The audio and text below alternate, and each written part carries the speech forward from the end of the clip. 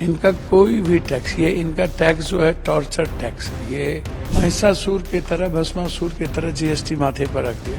Taxes में तो बाबा, CSR, NGO, इस पर कोई कठोर टैक्सेस या कोई बड़ा प्रावधान क्यों नहीं हो पाता है? आप बाबाओं का प्रावधान नहीं करते हैं, आप सीएसआर फंड का प्रावधान नहीं करते, आप एनजीओ जो लूट रहा है उसमें कोई प्रावधान नहीं है। देखिए, ये इतने चतुर और चालाक सरकार है, ये कोई भी काम सिर्फ पैसे के लिए करती है।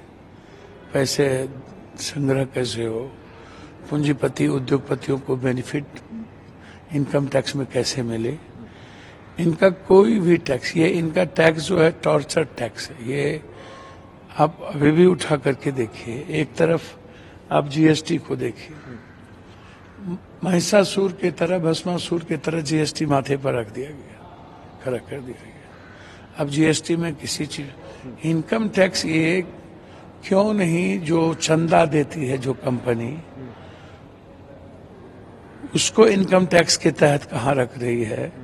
जितने बड़े बड़े धर्म पीठ हैं, जितने बाबा हैं, जितने लोग सिर्फ इस कंट्री को मतलब धोखा दे करके आवाज कर रहा है कि मैं इस क्लोजर के तहत हम काम कर रहे हैं, खाना खिलाने का या हम कुछ बांटने का, एक दिन खाना खिला के, और आप सारे टैक्सेस को, इस देश के टैक्सेस को सबसे ज्यादा चोरी टैक्सेस में तो बाबा, सीएसआर, एनजीओ, आप देखते चलिए, जो पार्टियों को चंदा देती है, इस पर कोई कठोर टैक्सेस या कोई बड़ा प्रावधान क्यों नहीं हो पाता है?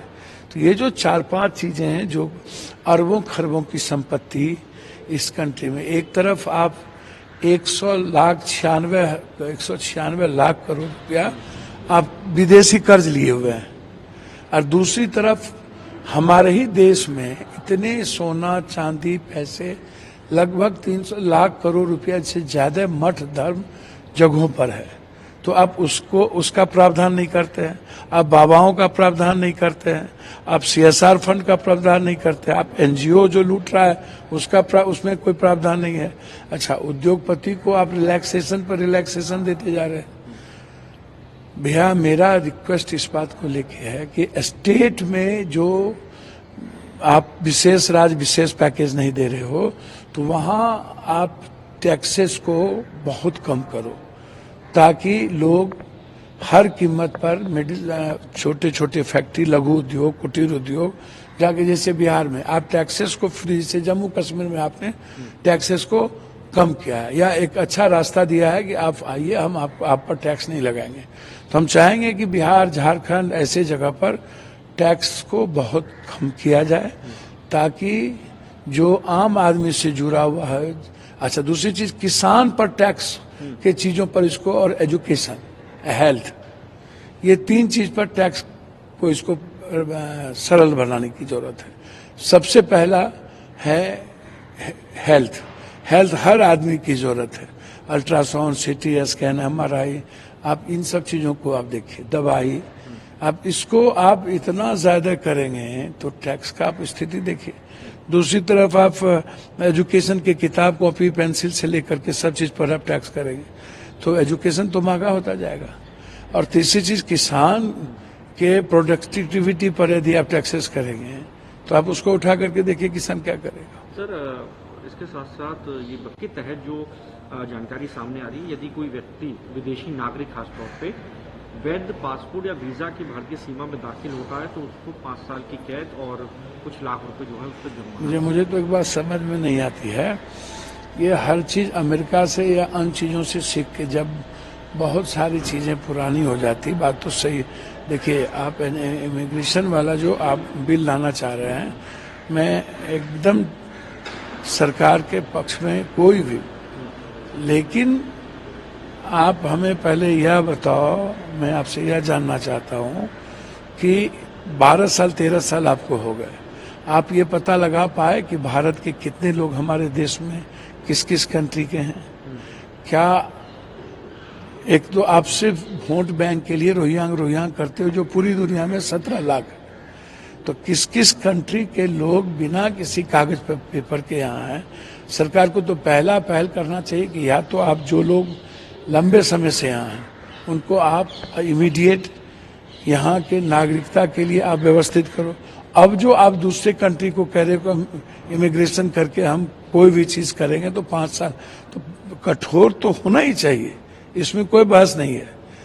इमिग्रेशन के सवाल पर मेरा मानना है कि हर कीमत पर बाहर से आने वाले लोगों का पता हमारे देश को होना चाहिए।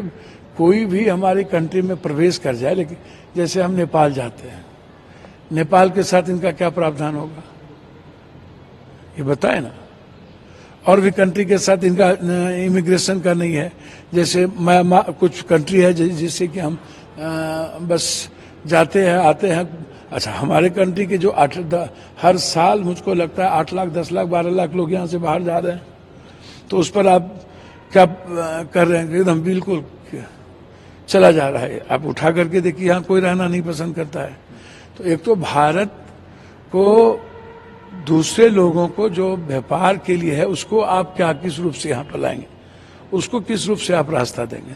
तो इमिग्रेशन तो किसी भी देश के लिए इम्पोर्टेंट है, और मैं समझता हूँ कि निश्चित रूप से इसको व्यापक रूप से चर्चा करके इस बिल को कि इसका और क्या प्रावधान हो सकता है, हमारे कंट्री के लिए भी रास्ता क्या बाहर जाने का हो सकता है, क्या हमारे लोग बाहर जाके कैसे अच्छा बिजनेस कर सकें, और बाहर के लोग हमारे यहाँ आकर के किस तरीके से हमारे कंट्री को डेवलप करने में जो उनकी भूमिका, उसके लिए हमारा क्या प्रावधान होगा, या जो लोग आ रहे हैं कहीं से बचने के लिए उसके लिए क्या प्रावधान। तो इमिग्रेशन का भी कई व्यापक चर्चा के बाद ही कोई चीज हो तो ज्यादा अच्छा है। वक्फ अमेंडमेंट बिल भी आज मैं आज भी कह रहा हूं, यदि सहमति